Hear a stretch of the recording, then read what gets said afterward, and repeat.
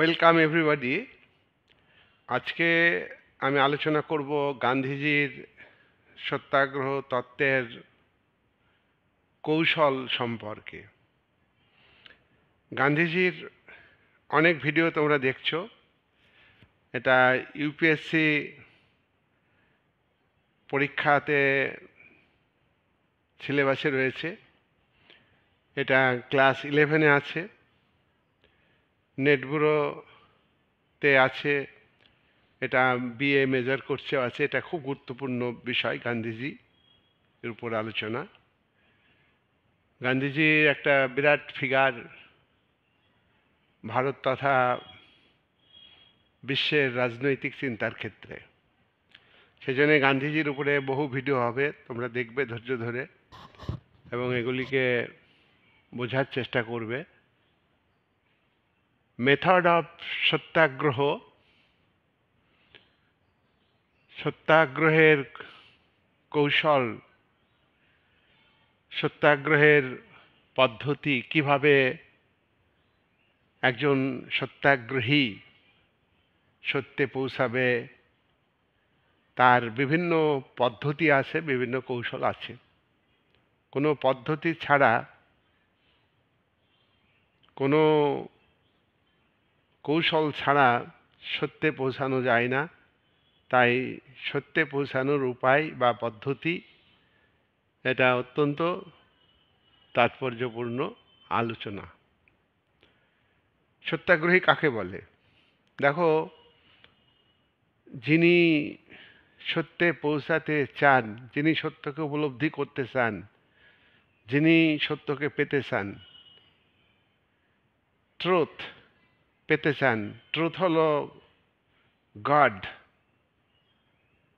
Truth হলো চরম সত্য, চরম সত্য মানে গড। তাহলে গডকে পাওয়া খুব কঠিন ব্যাপার।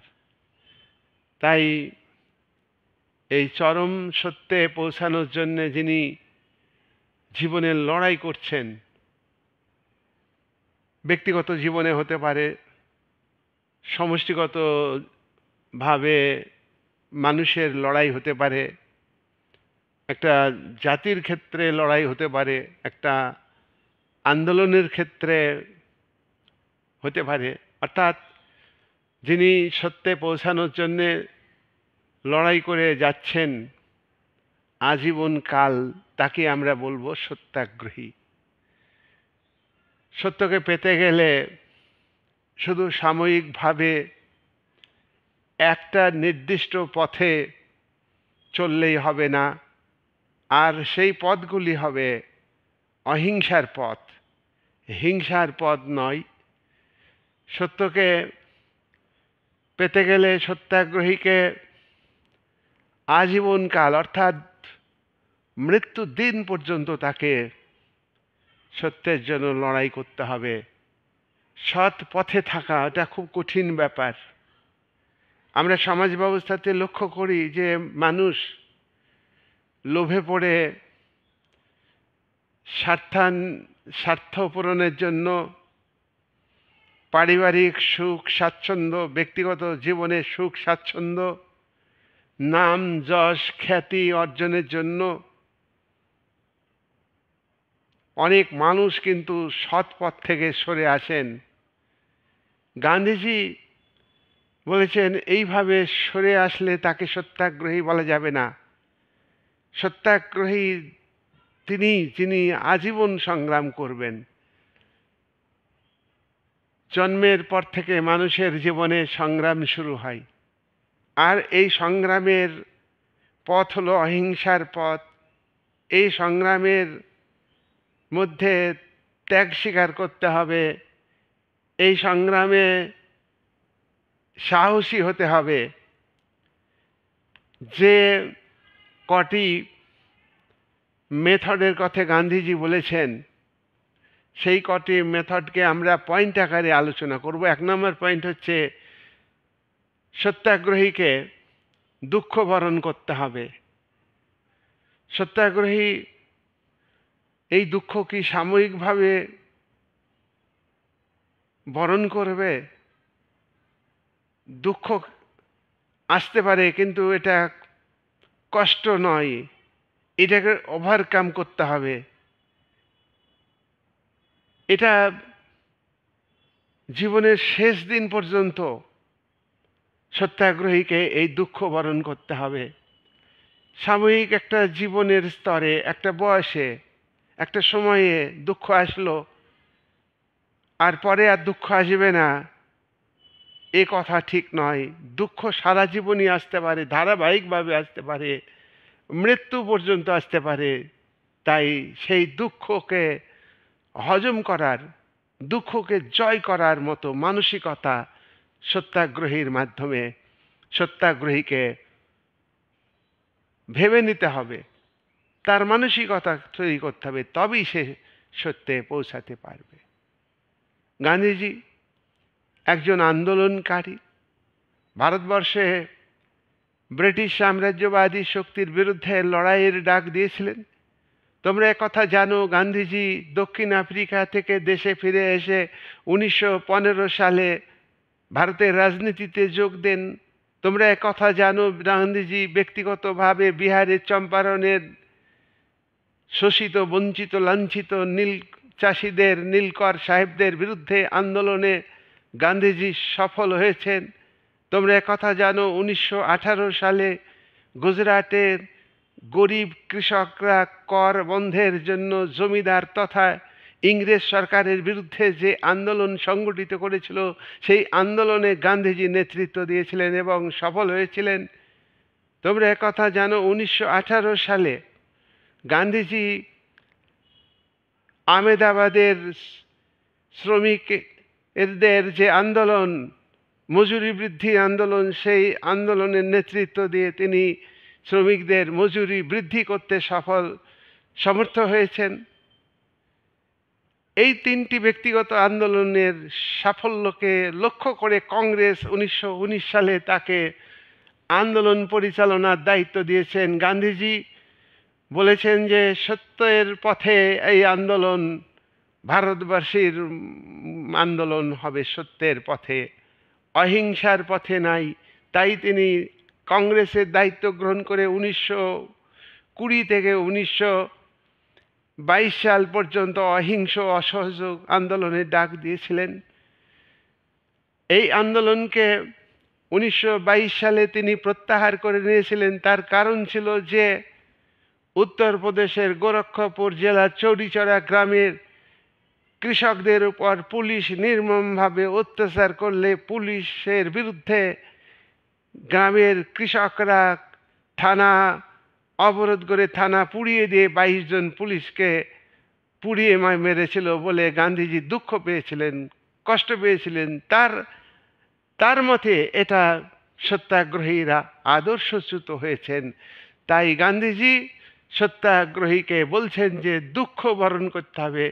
আঘাত করেছে, তোমরা কষ্ট পেয়েছো ঠিকই, কিন্তু কেন তোমরা 22 জন পুলিশকে পুড়িয়ে মারলে?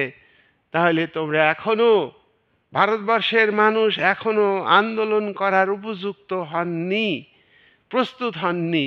তাই তিনি অহিংস অসহযোগ আন্দোলনকে প্রত্যাহার করেছিলেন। সত্যকে জয় করতে পারেননি ভারতবর্ষের মানুষ। নাম্বার 2, সত্যাগ্রহের দ্বিতীয় পদ্ধতি, 2 নম্বর পদ্ধতিকে অন্যায় দাবি করবে না।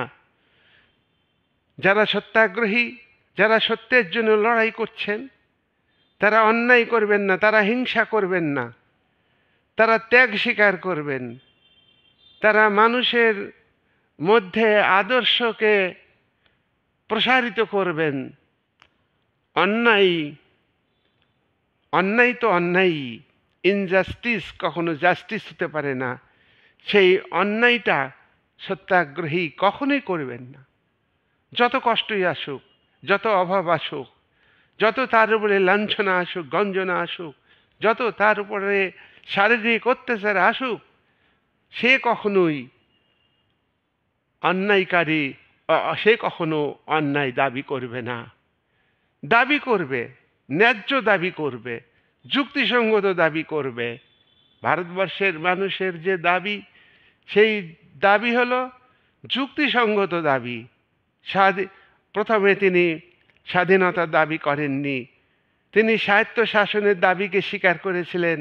গান্ধীজি ভারতবর্ষের পূর্ণ স্বাধীনতার জন্য প্রথমে লড়াই করেননি। 1929 সালে কংগ্রেসের লাহোরে যে মিটিং বসেছিল, সেখানে গান্ধীপন্থী যারা এবং গান্ধীজি তারা কিন্তু পূর্ণ স্বাধীনতার দাবি করেননি। এই মিটিংয়ে বিতর্ক হয়। যারা চেয়েছিলেন যে পূর্ণ স্বাধীনতার জন্য লড়াই করতে হবে, কংগ্রেসকে পূর্ণ স্বাধীনতার জন্য লড়াইয়ে নামতে হবে, স্বায়ত্ত শাসনের দাবি নয়, ব্রিটিশ সরকারের অধীন নয়, ভারতে পরিপূর্ণ একটা স্বাধীন সরকার, দেশকে স্বাধীন করতে হবে, এই দাবি গান্ধীজি মেনে নিয়েছিলেন। সেখানেও তিনি বলেছেন যে আমরা কোনো অন্যায় দাবি করব না। সেইটাই তার এক্সকিউজ ছিল, তার যুক্তি ছিল যে আমরা অন্যায় দাবি করব না। যেদিন মনে হবে ব্রিটিশ সাম্রাজ্যবাদী শক্তি ভারতকে স্বাধীনতা দেবে, সেই দিনই স্বাধীনতা দেবে। যেদিন তাদের মনের পরিবর্তন আসবে, মানসিকতা তৈরি হবে, প্রস্তুত থাকবে তারা স্বাধীনতা দেওয়ার জন্যে। আর আমরা যদি এখন দাবি করি, সেটা হবে অন্যায় দাবি। ভারতবর্ষের মানুষের মধ্যে সত্যের প্রতি আগ্রহী মনোভাবটা এখনো তৈরি হয়নি। সত্যের প্রতি আগ্রহী করে তুলতে হবে, জনগণের মধ্যে মানসিকতা তৈরি করতে হবে, জনগণকে দুঃখ বরণের শিক্ষা দিতে হবে। 3 নাম্বার সত্যাগ্রহের মেথড কি? এটা একটা পদ্ধতি। জনগণকে চরম ত্যাগ স্বীকার করতে হবে। চরম ত্যাগ স্বীকার করার জন্য প্রস্তুত করতে হবে। জনগণ ছাড়া কোনো বড় কাজ হয় না। আর জনগণকে ত্যাগ স্বীকার করতে হবে, জনগণকে অত্যাচার স্বীকার করতে হবে, জনগণকে আত্মপীড়ন করতে শিখতে হবে। আত্মপীড়ন, নিজের প্রতি যে অত্যাচার নিপীড়ন, সেই কষ্ট সহ্য করার মানসিকতা, এটাই হলো আত্মপীড়ন। অহিংসার পথ গ্রহণ করতে হবে। তাই সত্যাগ্রহী ভারতবাসী তারা সত্যাগ্রহী হবে। জনগণকে চরম ত্যাগ স্বীকারের জন্য প্রস্তুত থাকতে হবে। যে কোনো মূল্যে সেই তারা ত্যাগ স্বীকার করবে। স্বার্থ জিনিসটাই মানুষের মনে, জনগণের মনে থাকবে না। 4 নাম্বার, গান্ধীজির সত্যাগ্রহে পৌঁছানোর জন্যে, সত্যে পৌঁছানোর জন্যে, সত্যের প্রতি আগ্রহী করে তুলবার জন্যে, সত্যাগ্রহীকে, যারা সত্যাগ্রহী তারা বিরোধী পক্ষকে বিশ্বাস করবে। বিরোধী পক্ষকে বিশ্বাস করবে। ব্রিটিশ সাম্রাজ্যবাদী শক্তি আমাদের বিরোধী পক্ষ, কিন্তু তাদের প্রতি অবিশ্বাস করলে হবে না। গান্ধীজির এই হলো ইডিওলজি। তাই হয়তো তিনি 1930 সালে যখন আইন অমান্য আন্দোলন চলছে, এই আন্দোলনকে প্রশমিত করবার জন্য ইংরেজ বড়লাট লর্ড আরউইন গান্ধীজিকে ডেকে দিল্লিতে একটা চুক্তি করলেন। এই চুক্তি হলো গান্ধী আরউইন চুক্তি নামে পরিচিত।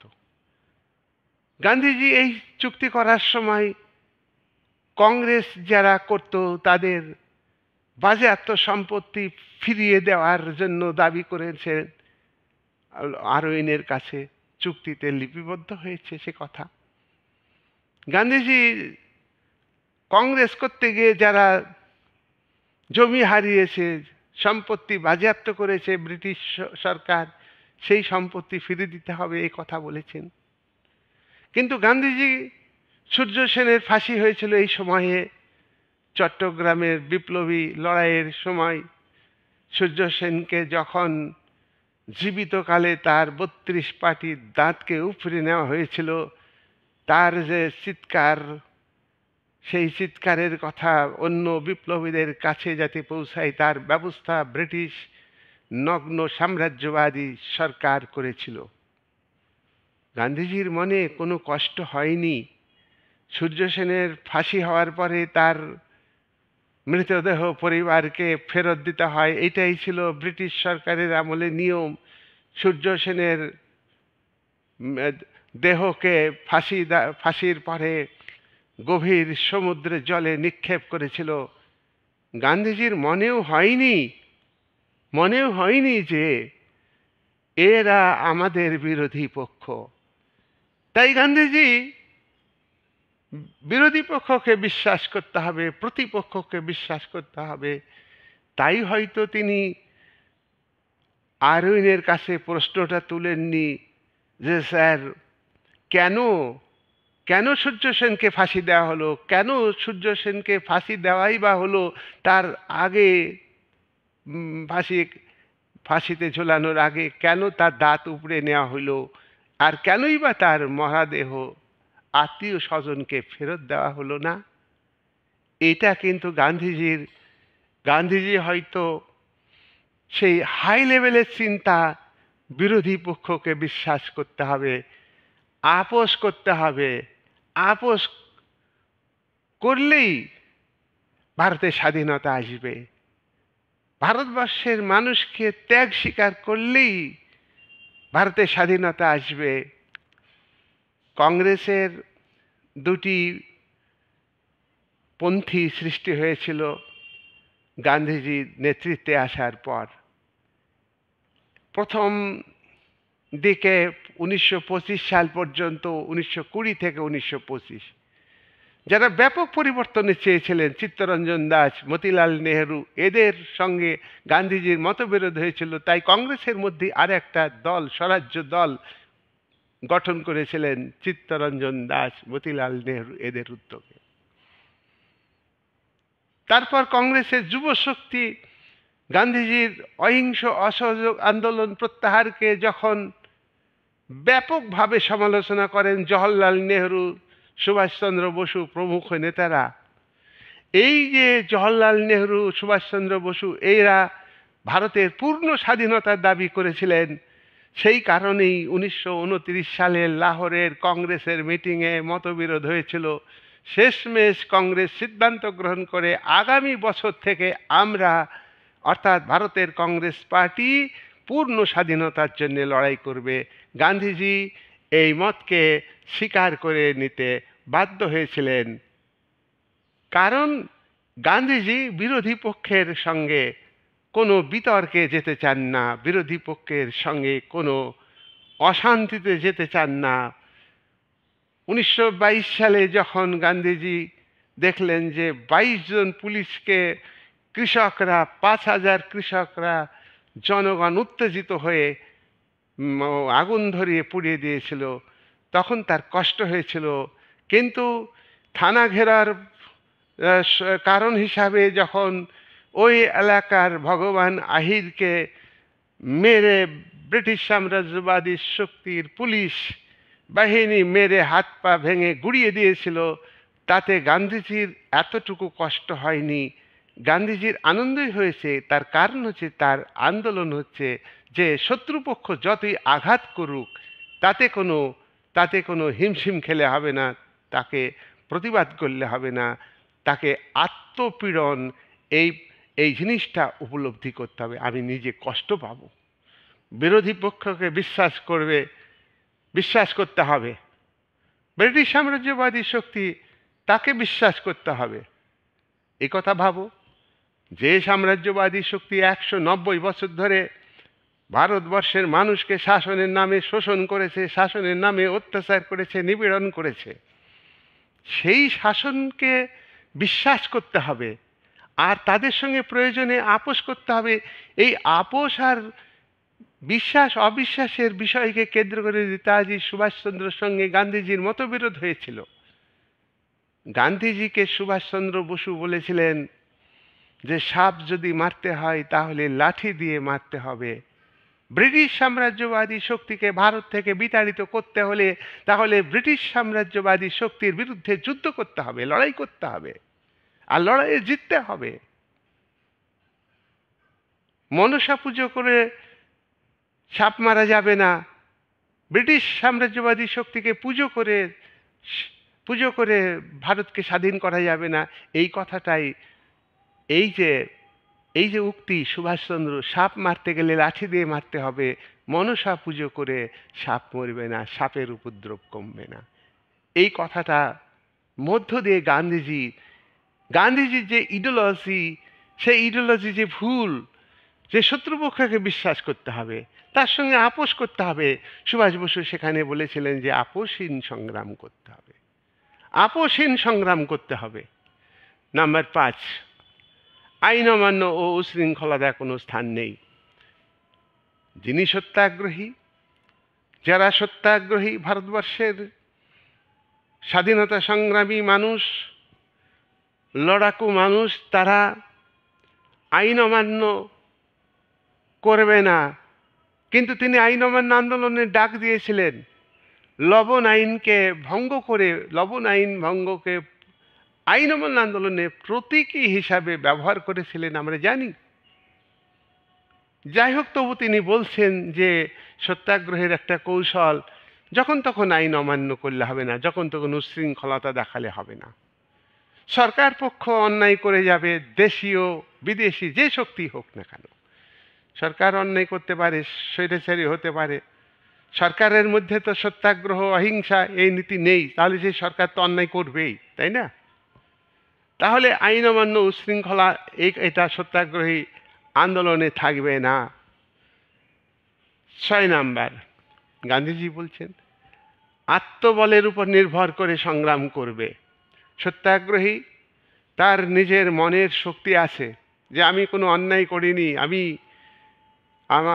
আমি অন্যায় করিনি, আমি কোনো হিংসা করি না, আমার আমার মনে কোনো বিদ্বেষ নেই, কারোর প্রতি রাগ নেই, ক্ষোভ নেই, আমি আমাকে কেউ দুঃখ দিলে দিক, আমি সেই দুঃখকে হাসি মুখে বরণ করে নিব।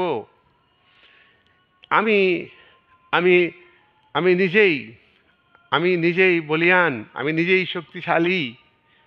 এই এইভাবে এইভাবে সত্যাগ্রহীদের তৈরি হতে হবে এবং সত্যাগ্রহীদের অনুকরণ করবে ভারতবর্ষের অগণিত মানুষ, সাধারণ মানুষ, জনগণ, অর্থাৎ মাস লেভেল যখন প্রত্যেকেই সত্যাগ্রহী হবে, অর্থাৎ আত্মবলে আত্মশক্তিতে বলীয়ান হয়ে উঠবে, তখন ভারতবাসীর লড়াইকে ব্রিটিশ সাম্রাজ্যবাদী শক্তি ভয় পাবে বা তাদের মনের পরিবর্তন আসবে।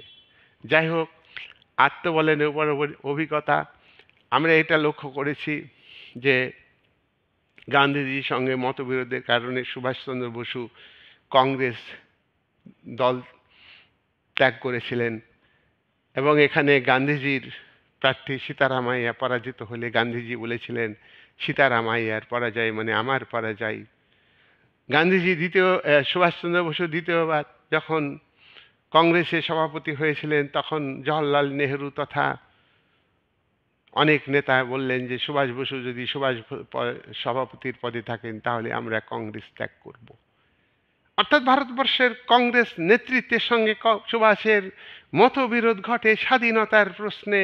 কোনো আন্ডারস্ট্যান্ডিং নয়, কোনো বোঝাপড়া নয়। স্বাধীনতা হচ্ছে আমার জন্মগত অধিকার, এ কথা তিলক বলেছিলেন। অনেক সংগ্রামী মানুষ, স্বাধীনতা তো সত্যি জন্মগত অধিকার, কেন পরাধীন আমি থাকবো?